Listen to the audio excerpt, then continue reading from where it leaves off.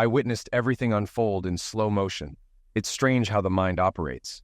I was being propelled backwards, falling. I caught a glimpse of a blurry figure, then the roof, then my feet and the roof simultaneously. I hit the ground, landing on my upper back. First, excruciating pain, a crunch in the darkness. What a dreadful nightmare. I groggily regained consciousness. My head pounded. My entire torso ached. I had no idea where I was. I lay there for a few seconds before trying to open my eyes. I squinted, seeing only a fluorescent light fixture and ceiling tiles. I closed my eyes again. My body was consumed with pain, each breath agony. I felt like crying out, but remained still, trying to understand what was happening. The first attempt to turn my head made it clear that any movement was unwise. A jolt of pain shot down my spine. I tried to look sideways without moving. Even that minimal movement hurt. Then I heard voices. Was that what woke me? "Is he going to survive?" a doctor asked. "Yes," replied another voice. "When do you think he will regain consciousness?" asked the first voice with a tone of concern. "He showed signs of waking earlier, but then lost consciousness again. We just need to be patient," said another voice, whom I assumed was the doctor. "Considering what happened, he's fortunate. The MRI revealed no cranial bleeding, but there's already some swelling. He definitely has a concussion. We'll need to monitor the potential for further brain swelling. His left arm is broken in one place, both the radius and ulna, and in another place, the humerus. Judging by the condition of his back, he hit the stairs at shoulder blade level and then slid the rest of the way down. His back is badly bruised. His suit coat protected him from being scraped raw, but it's probably good that he was leaning to his left. Otherwise, the weapon he was carrying might have worsened the injuries. He might have fractured his sacrum or his hip. He ended up resting after hitting the back of his head, which has scrapes and significant bleeding. No stitches were needed. We cleaned and bandaged the wound. I understand he stopped with his feet still on the stairs. He essentially surfed down until his head and shoulders hit the bottom. Voice 1 confirmed this. How he managed not to tumble, I have no idea. I guess he went most of the way down in midair. It was about 8 or 10 steps, said Voice 1. I didn't count, but I'll need it for my report. So, we have no idea when we might be able to talk with him, said the doctor. There was a pause. We're having the woman checked out. She was resisting, but I saw blood on her fingers and wanted to collect evidence before it got washed away. Also, the sufferer had 3 long gouges on his right forearm. Can you tell me if they were made from hand to elbow? Or vice versa? Asked another voice. I closed my eyes, trying to calm down. The monitor was beeping fast, but not accelerating. I heard the curtain pull back, and someone fiddling with the tape on my arm, poking from hand to elbow. For sure, the doctor said, which doesn't make sense considering the direction of his fall. Makes sense from another perspective, said a voice. His right coat sleeve was pushed up to his elbow. I'll confirm with forensics. Can I get a cup of coffee while I make a few calls? Sue, can you get the officer some coffee? Better make it 2. His partner is here too, said a voice. The curtain closed again. So, what do you have? Asked a new voice from behind the curtain. The first voice explained what the doctor said. We have both a man and woman downtown, said the second cop. Their stories match but don't align with witnesses. Lucky we were nearby when the call came. Responding officers barely arrived before us, glad they could check the sufferer while we examined the scene. Yeah, Voice 1 replied. Did you see the video? Video? The second cop asked. A girl across the landing was showing her parents her new apartment when the shouting started. They recorded a naked man and woman on the landing. The man yelled, "That'll show you your place, you stupid loser." They didn't see what they were looking at down the stairs, but it was clear they had just been having sex, explained Voice 1. Good thing witnesses saw who was there, said the second voice. One called emergency. A young neighbor was next to the sufferer when the first unit arrived, pointing at the guy saying, "He pushed him. Don't let him get away." The guy was dressed and running downstairs while the woman stood at the top in a robe, bawling. They both lied, saying they were innocently visiting when the sufferer attacked and fell over his own feet, said the second voice. Both men laughed. I thought about what I heard. My brain was functioning. Maybe I could turn this around. Would it be wrong to lie? He pushed me down the stairs. I could have died. Let me go back 3 weeks. Judy, my wife, was in the shower and left her phone on the makeup table. It pinged. I looked at it. Hey, sweet cheeks, I want some hot lovemaking. How about tomorrow afternoon? It was from her boss, Mark Danvers. This wasn't the first inappropriate text. A month earlier, I saw a text from him saying, "You looked fine this morning. I want some love soon." Judy covered it up, claiming it was meant for his wife, Julie, whose contact is next to hers. Mark called, apologizing, saying he was trying to spice things up with his wife. Judy laughed it off, and we did too, making love that night. I forgot about it until now. If Mark messed up again, why text his wife about tomorrow? I realized my wife was cheating on me.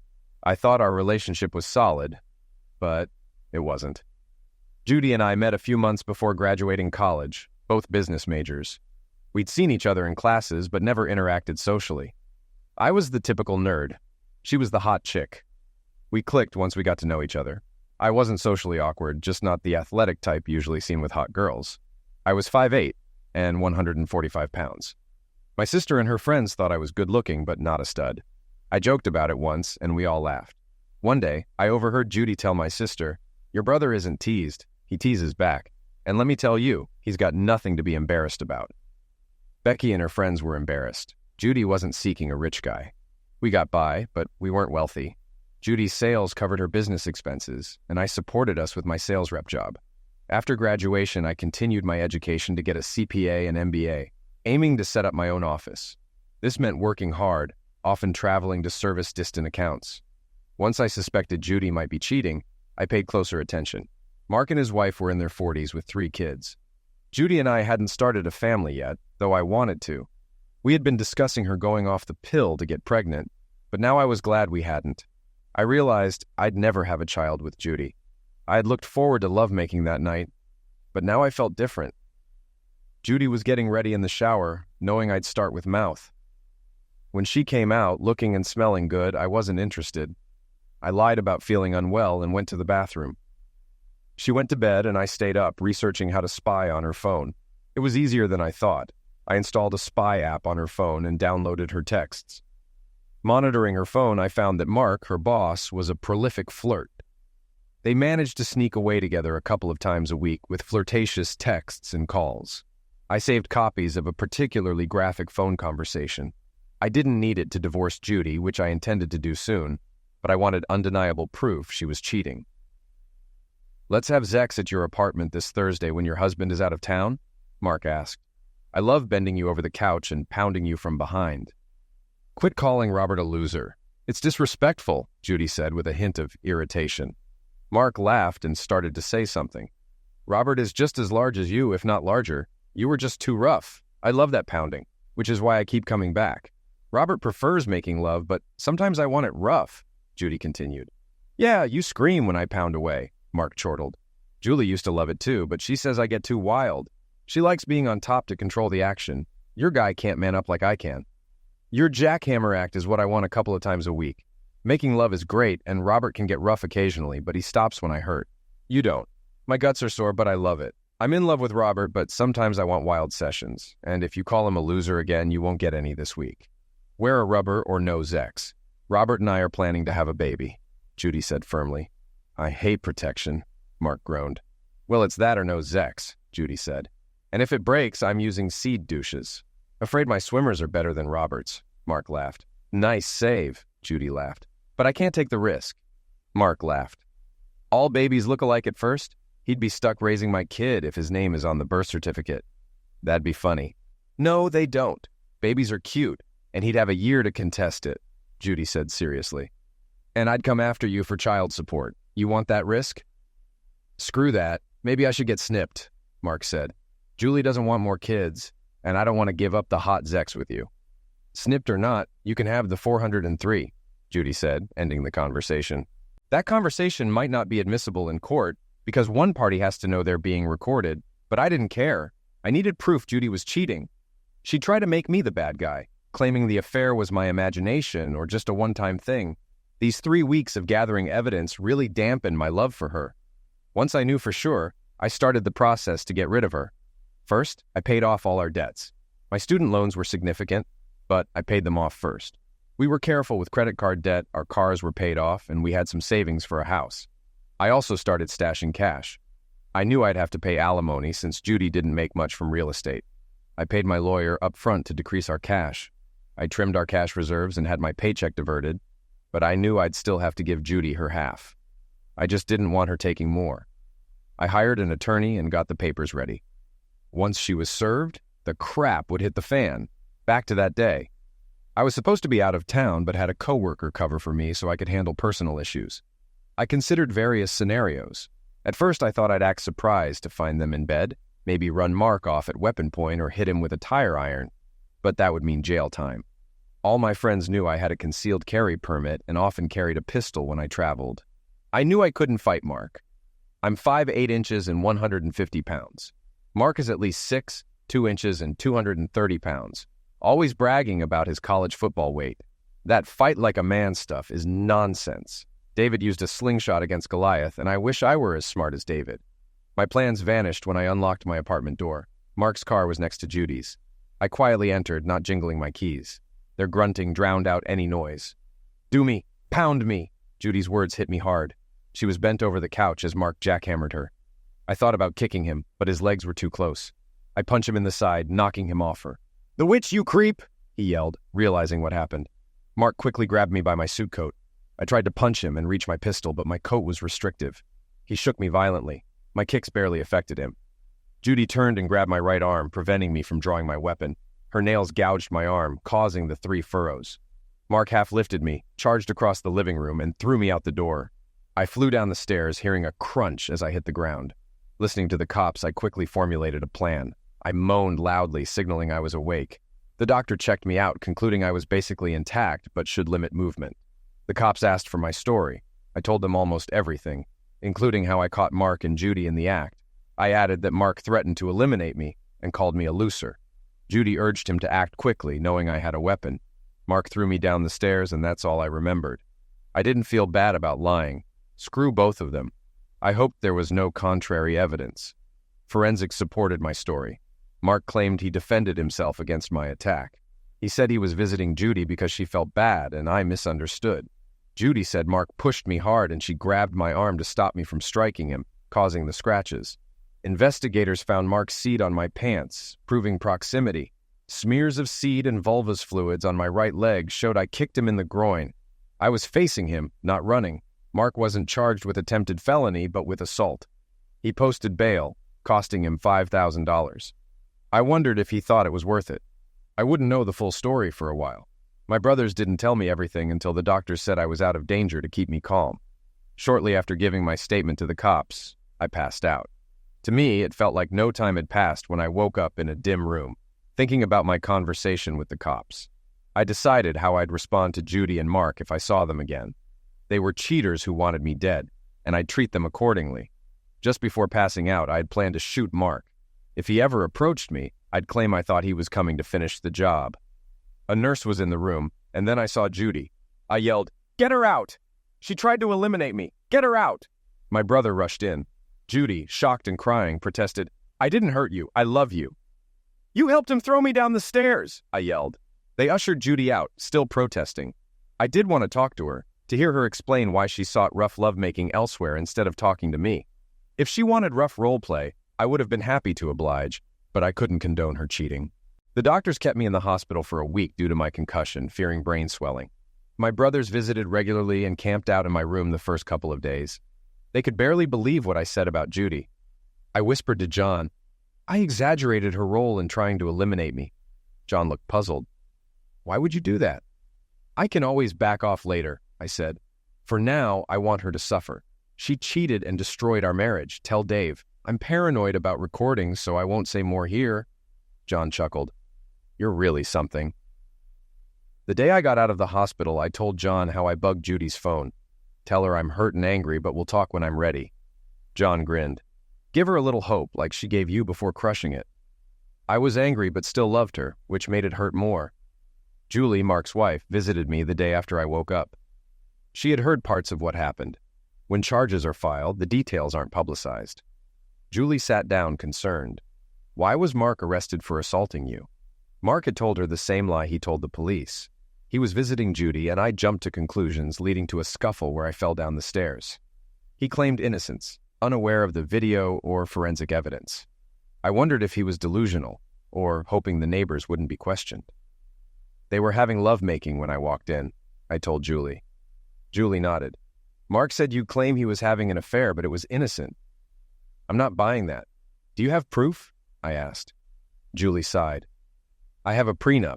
I get 70% of the communal assets if he cheated, and I can prove it. I plan to sue him after his criminal trial.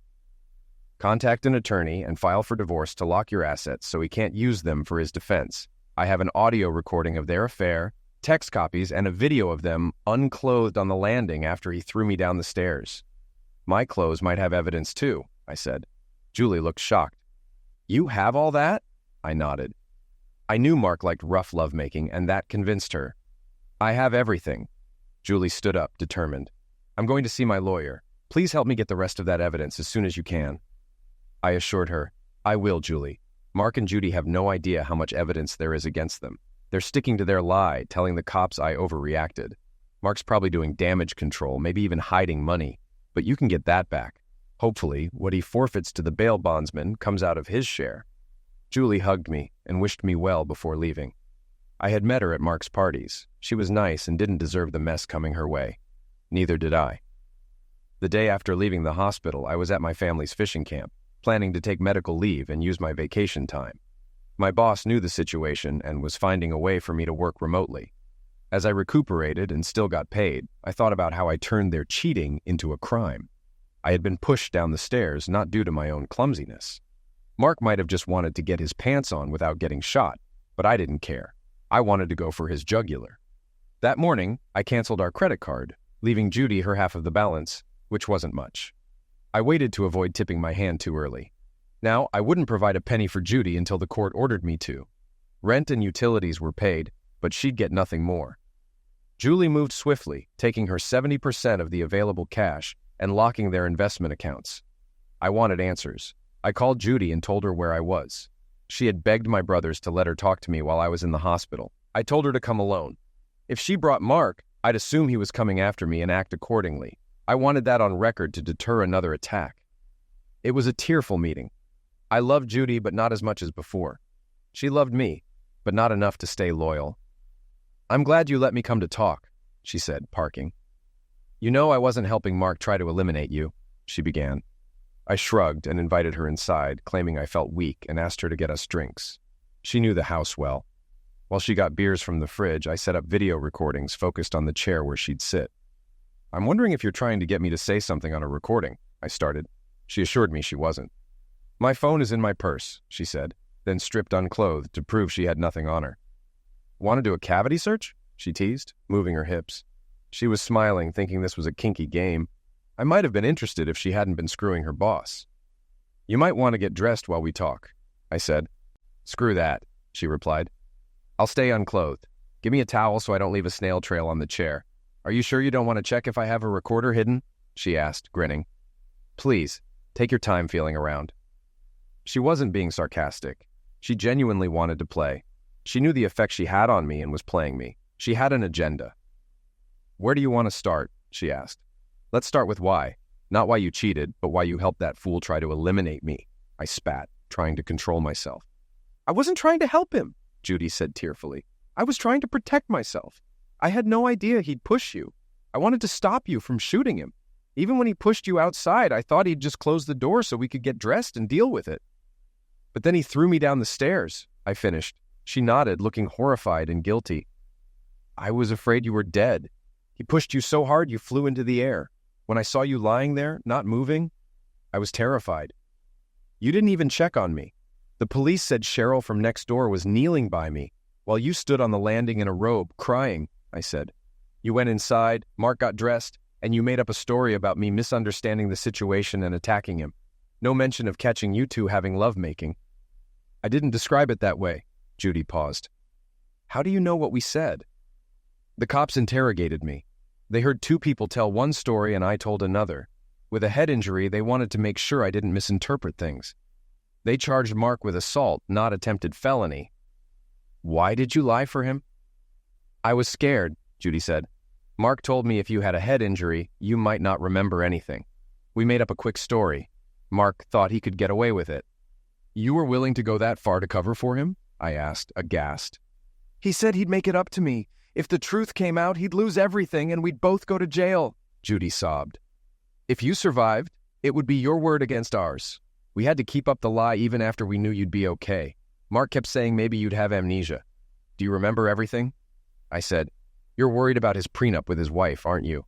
I already told her what I saw. She needs proof to invoke it. Your word isn't enough, Judy said. Mark asked me to tell you he'll pay you $250,000 each. If you change your story about him pushing you and us having lovemaking, we can use it for counseling. I'll quit my job and we can get back together. I hadn't expected this. Nonsense, I spat. Do you think I'd cover for him? Plus, his wife would find out if he moved that kind of money. He can't buy a candy bar without her knowing. He's been hiding money in an offshore account for years, Judy said. He's been putting money in a royal bank account in Grand Cayman under his oldest son's name. He'll give us some if you change your story. Please, Robert, we can have a nest egg and get back to where we were. Mark means nothing to me. You are what I want. I want a family with you, she pleaded. I chuckled. Do you see the holes in your story? Even if I lie and say I was confused, do you think Mark would pay us? He'd laugh at how he fooled me again. He made me a loser, and now I'd be a dumb loser changing my story. He'd never confess to you about hiding money. He knows you're gullible and hopes I am too. If it were true, he'd keep it secret. Judy looked thoughtful, then shook her head. I'm sure we can trust him, she said. Before I consider anything, I need to see the bank transfer, including routing and account numbers, proving the account exists. Then I might consider letting him go for $100,000. Okay, now for part 2, I said. Why did you let that guy in your pants in the first place? What did I do to deserve that? Not man enough for you anymore? She teared up slightly. How long have you known? When did you find out? I shook my head silently. You did nothing wrong. We had a great marriage and an active bed life, at least until you got sick with that stomach bug and cut me off. Oh, crap. That's when you found out, she said tearfully. She sat casually, not bothering to cover up. Now she looked embarrassed and reached for her clothes. Okay, I said, breaking the silence. When did it begin? About 3 months ago. At first, we didn't even have lovemaking. I'm not sure why I started. We had no problems. Mark flirted a lot, but I didn't take it seriously. One day he said he was unhappy with his bed life at home. Like a fool, I listened. He missed the wild, rough lovemaking he used to have. That night, I jumped your bones. We had amazing lovemaking, but I didn't tell you why. I've thought about that night a lot. The memory of it almost makes me climax.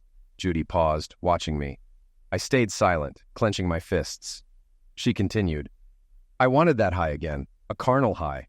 That weekend, we screwed like rabbits. The next week, Mark and I talked. I told him about our wild weekend. He hinted he could give me that any time. I laughed, but eventually I wanted to see if he could. I craved that hard, pounding lovemaking. Finally, I let him try to get me off. That was my downfall. Mark doesn't make love. He screws like a demon. I didn't kiss him or do anything else. I just let him have me. It was hot. I was like independent, Judy admitted tearfully. I loved you, but with him, I could disassociate from reality. It was something I couldn't do with someone I loved. Remember that evening when you got a text about how fine you looked and how Mark wanted to drill you? I asked. Judy nodded. You covered neatly. If you had stopped seeing him, I might have never known. She bristled and said, I hate that word. But you liked the idea. You loved cheating on me because you kept doing it despite the risk, I said. She shook her head in denial. Well, I hope you have fun with him, I said quietly. Get dressed and leave. Our time is up. She looked shocked. Can't you claim me? Make me yours again? She pleaded. Bend me over and do me hard until I cry and beg you to stop. Just please don't send me away. I handed her the discarded pants. There's nothing to reclaim. You gave yourself to him, I said. Without another word, she put on her pants, picked up her shoes and purse, and walked outside. She paused, hoping I'd call her back. I'm so sorry, Robert, she said before getting into her car and driving away. I turned off the recordings and made copies, sending the files to the cloud for safekeeping. I called Sergeant Bergeron. This is Robert LeBlanc. I have a video you might find interesting. While making video copies, my phone alerted me to Judy's call. I'm just driving home from meeting Robert, she said. His memory is perfect. He remembers every detail. I'm glad you didn't come. He might have shot you. Recording the conversation was a bad idea. He called me on it. I stripped unclothed to show I wasn't wired. He's that pissed. I even begged him to take me to bed. What a fool, Mark scoffed. He's a full loser, too chicken for even revenge lovemaking. Good thing he has no proof we're screwing. His claims are worthless. We're screwing, corrected Judy. Yeah, we have to cool it. My wife might be watching me. She needs proof for the prenup.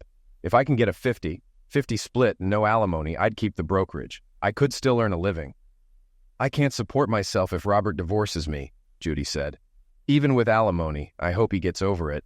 I'll do anything. Counseling, a chastity belt, post-nuptial agreement. Why bother with the loser? Mark scoffed. I'll send sales your way to keep you afloat, but we need to keep it quiet. No lovemaking for now, at least until I clear the assault charge. What did he say about taking the money? He said no way. He might go for $100K, but he'd need to see the transfer first. He believes you're lying about the account and wouldn't pay anyway, Judy said. Well, he's probably right. If he contradicted his statement and asked for money, I might spit in his hand, Mark laughed. Maybe give him 25 up front, then accuse him of blackmail if he asked for more. 100? I could have him liquidated for less. If you say that again, I'll confess to the cops myself, Judy said. I'll make a video confession and give it to others for safekeeping. If Robert so much as gets dizzy and falls, I'll turn you in. Hey, Mark backpedaled. I was just spouting off. I'd never do that. I don't think Judy believed him. I was on my toes. I recorded that conversation, too. Sergeant Bergeron came to the camp since it was nearby. I wondered if Mark really had a secret account. But why would he tell anyone?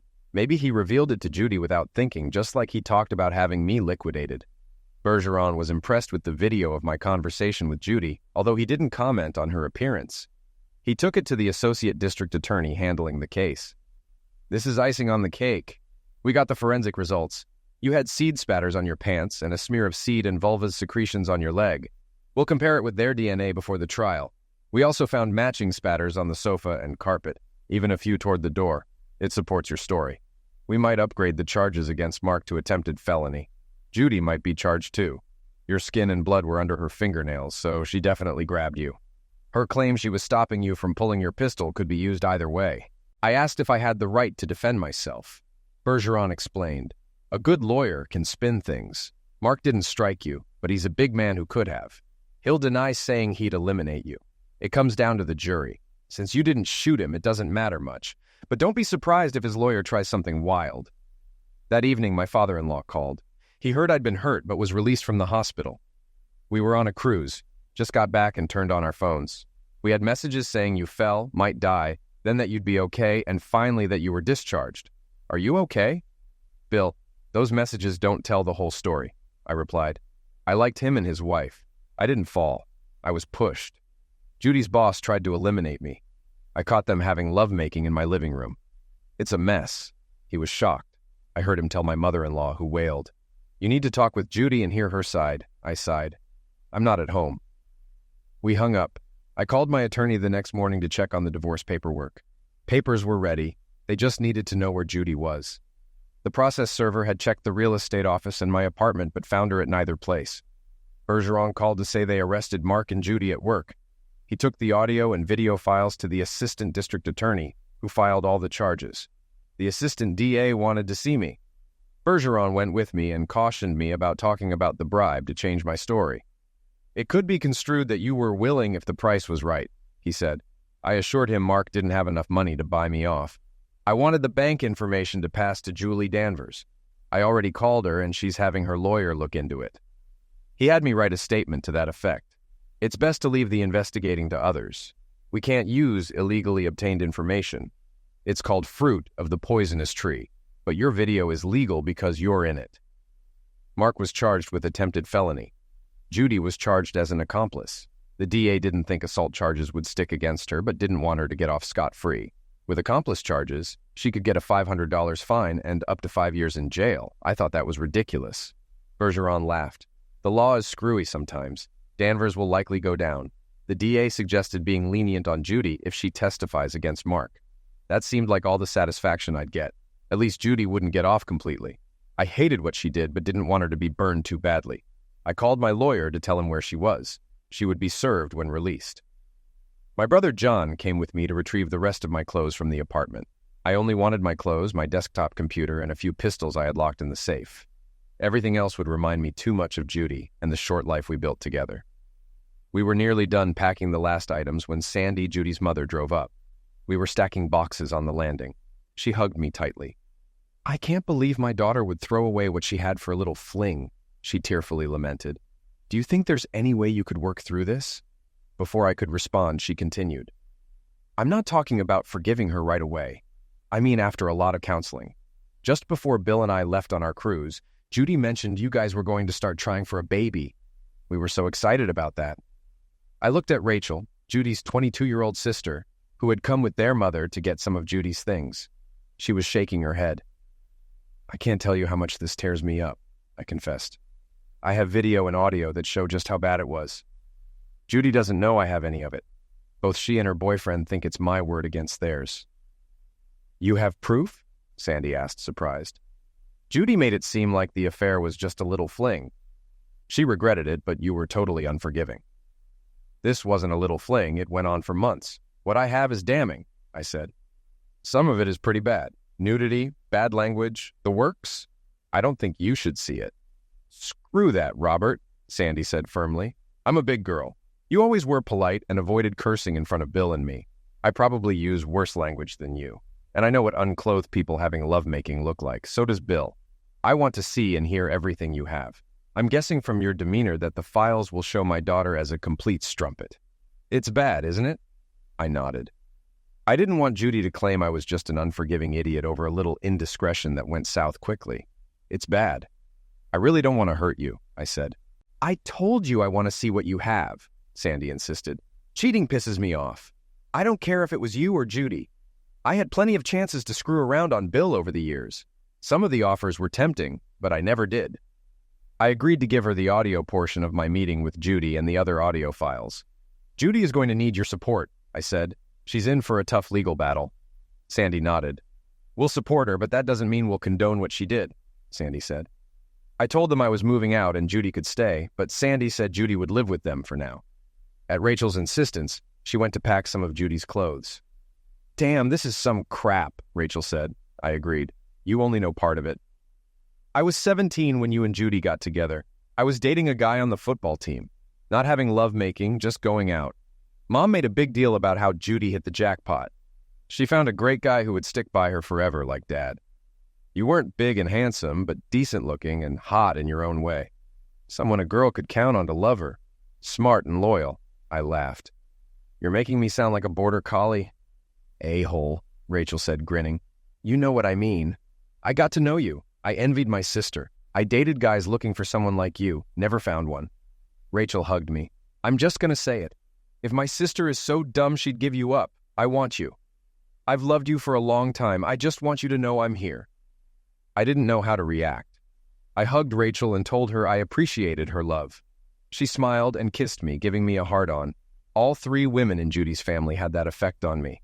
I told Rachel Judy didn't have to move out of the apartment. I would be living at my family's fish camp outside of town. Rachel shook her head. "Mama's pissed Judy screwed up a good thing. She wants her back at home to tell her how she messed up and to keep an eye on her. I offered for Judy to live with me, but Mom shut that down," Rachel said. "I'm just graduating, and Mom doesn't want me saddled with Judy. She says I need to live my own life and deal with my own decisions. She repeated that 100 times on the way over." John began carrying my things to the car. The doctor had warned me about strenuous activity, so John was doing all the heavy work. My cast didn't help either. "I have your phone number. I know where your fish camp is. Get ready for me," Rachel said with a grin. She leaned forward and whispered she hoped I might be ready for some exertions soon. "Hey there," I heard from behind me. It was Cheryl, the woman from across the landing. "I see you're up and about." Then she noticed the boxes on the landing. "I hope you aren't trying to carry any of those. You know you're not supposed to lift anything. You had a pretty bad concussion." "How did you know how bad I was hurt and what my doctor's orders were?" I asked. "I want to thank you for helping me when I got hurt. I heard you were right there checking me out." Cheryl tugged at the name tag on her scrub top. "I work in critical care, right around the corner from where you were. I mainly do cardiac instead of neuro. Greta, the nurse taking care of you, was my roommate in nursing school. I kept tabs on you," she said. "The doctor said I only had a little swelling." "Yeah, that's like saying you had a little heart attack or are a little pregnant," Cheryl laughed. "I looked at your chart and we nurses share information on the unit. You had a significant injury. You need to take it easy. Just because they say 7 to 10 days, my advice is to make that a minimum." I knew she was a nurse, but not the details. Judy and I had invited her over a few times. She had shared snippets of her personal life. I liked her. I told her my brother was doing all the carrying and loading. I was only packing my clothes. I thanked her again for saving my life. She snorted. I was scared, to be honest. I don't do neuro, but I was trained. I was afraid you had broken your neck. Cervical breaks can stop respiration. If you quit breathing, I'd have a hell of a time doing CPR in the position you were in. I just loosened your tie and opened the top of your shirt, checking your eyes upside down. Like that was helping your cranial pressure. But I couldn't do anything to help that. I had nothing to stabilize your neck, so moving you was out of the question. I was glad you didn't start to wake up and move around, but the ambulance arrived pretty quickly. Do you still have the video you took? I asked. She said her mother had taken all the pictures and videos, but she had copies. She asked for my phone number so she could forward them. I watched the video. Rachel looked at it as well. Well, there's no doubt what they were doing. Judy is going to freak out when I tell her about seeing her freshly drilled look. Rachel giggled. Cheryl said, I'm guessing you are Judy's sister. You look like her. We stood there for a minute. Then Cheryl gave me a hug, whispering in my ear, You have my number now. Call me when you want to talk to someone out loud, she said. Take care of yourself, Robert. Do everything slow and easy. No exertion. She turned and went to her apartment. I wasn't sure if she put a little extra wiggle in her step or if it was just my imagination. John was amused as we drove away. Your mother-in-law would jump your bones in a heartbeat if she were single. She is one classy lady, but loves her husband and won't cheat. I looked over at him. Judy's sister wants you too. Now, she'd jump into your bed quick. All you gotta do is let her... I shook my head. Plus that neighbor, the nurse. She wants you too. You think? Wasn't I listening? Yeah, kinda messed up. But you have options, little brother. He laughed halfway to the fish camp. I wanted the divorce to be as easy as possible. I wanted to get it done quickly. I had my lawyer offer Judy that I would pay half her rent and utilities if she stayed in the apartment alone. I'd even pay half her grocery bill as long as it was food bought for her alone and not takeout or at a restaurant. I'd even keep her on my cell phone plan. I offered this support for 2 years, saying she could use that time to get on her feet. Judy's lawyer quickly computed this was far more in her favor than the percentage of my income the law specified. I knew he told her how restrictive it would be, but she accepted my terms and signed. Of course, Judy had bigger things to worry about than our impending divorce. She had been accused of being an accomplice after the fact for helping Mark attempt felony. She was released on her own recognizance. She hadn't been charged the first time, only questioned. Mark Danvers did not fare so well. The charge of attempted felony called for another bail to be set and a percentage paid. Mark only had a little cash available. Julie had taken her 70% of their cash and sealed their investment accounts. He couldn't touch any of that money. He didn't have the $1,000 to pay the bondsman fee. His lawyer was trying to get him a signature loan. Apparently, having the community assets locked in a divorce made it difficult to use as collateral. I laughed, imagining him stewing in a jail cell. Mark considered himself a mover and a shaker. Now he was being moved and shaken. Julie was as vindictive as me. I had told her about the alleged secret account in the Caribbean under her son's name. She said she would check it out. To my surprise, the secret account really did exist. Julie's lawyer confirmed it. So she, Julie, and her son flew down to get the money.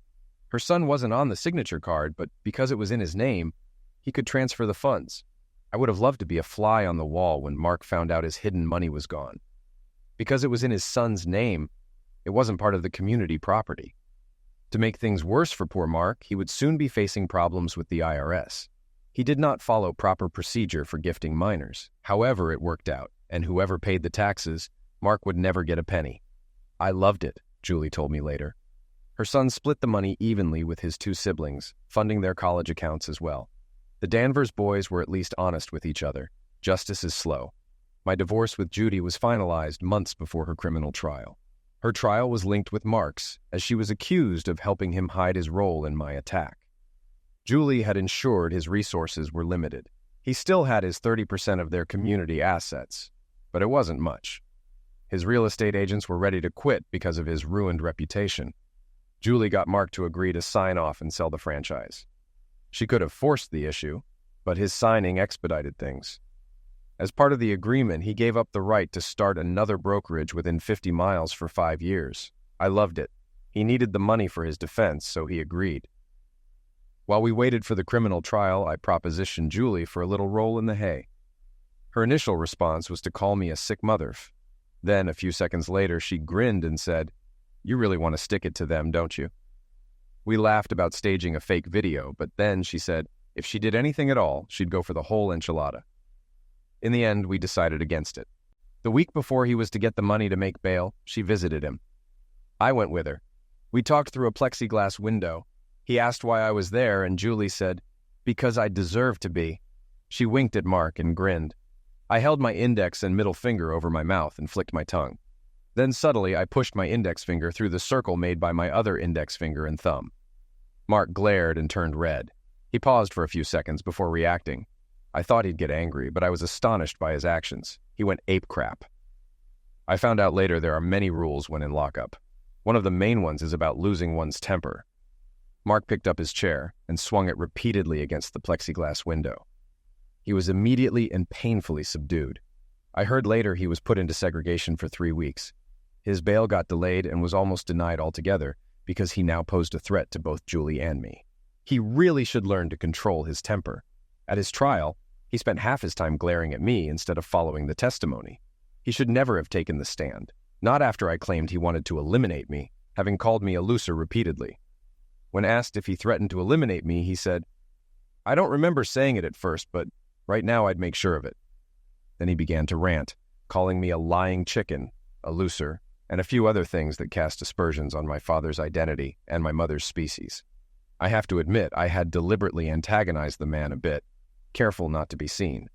I had just repeated the gestures of pushing one index finger into a circle made by the other index finger and thumb. I had held my index and middle finger in a V and flicked my tongue between them just a few seconds before. I did it subtly so nobody else noticed. The man was now livid despite being carefully reserved. A few minutes before, his lawyer looked stricken. The forensics bore out the fact he had indeed attacked me and moved me some 15 feet to the top of the stairs, where he threw me to my pass-away. Now saying he would eliminate me if he could did not help his case. Mark's lawyer was fairly good.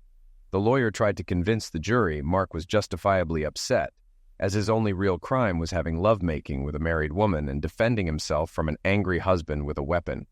Mark had lost his career, his marriage, and his freedom. He had been stricken a few times in jail. His present state of mind was influenced by PTSD, so his actions should be forgiven. The lawyer managed to cast enough doubt. Mark only got sentenced to 10 years in jail rather than a possible 15. Even after he got angry at me in court, Judy was called back to the stand to repeat her testimony. She never heard Mark threaten to eliminate me in the apartment, but on cross by the DA, she admitted he had said he might hire somebody to eliminate me. She was very upset at Mark's violent rant in the courtroom. She had said earlier that it was Mark who had originally concocted the story of how he was merely visiting her, and I overreacted, then ran. When Mark stood up to confront me, she admitted the fall was not accidental, but a very deliberate action on Mark's part. At her own trial, she repeated that testimony, saying she was terrified at the time and thought I was dead. She agreed to support Mark's lie. She was sentenced to a year in the parish jail, but the DA suggested it be suspended. The judge disagreed and wanted her to serve 3 months at least, considering her original false statement to the police. Judy came to see me when she got out. She wanted to apologize for cheating on me. We had not talked in private since the day we talked at the fish camp. "I also want to thank you for not spreading the video you took when we talked," she said. "It was bad enough you gave Mom the audio portion. I was a strumpet to strip and beg like that. But I wanted to be your strumpet. Mom gave me a little crap about that. But she really read me the riot act for cheating on you and destroying our marriage. It was bad enough just knowing what I did. But she saw the video Cheryl's mom took. She told me if you weren't such a gentleman, you'd have let everybody see me unclothed and freshly screwed, disgracing the whole family. I knew she would. Is there any way we can get back together? I was hoping with counseling or a postnup. Well, it would be a prenup now." I shook my head. A prenup did not stop Mark. "I'm not Mark.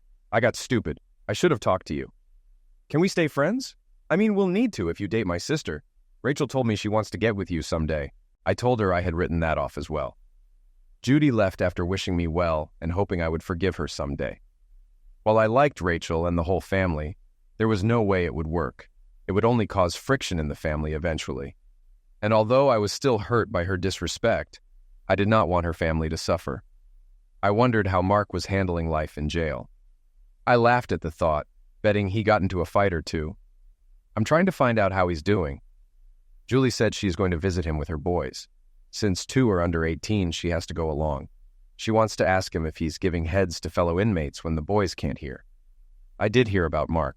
A few months later, he was moved to a new unit after being in segregation. I didn't know what he did, but they apparently did not like his attitude.